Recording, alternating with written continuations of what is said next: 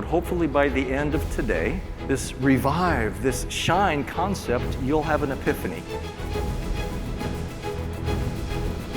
People will forget what you said and people will forget what you did, but they will never forget how you made them feel.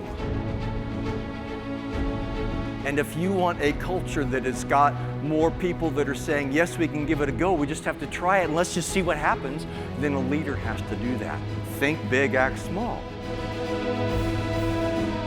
They've curated this environment where I've been able to stop and think and reflect on my business and what I'm doing with customer experience and how I can take that a whole nother level. It just opens your mind to potential creativity and what's possible in your life. May you leave this feast with open eyes of wonder.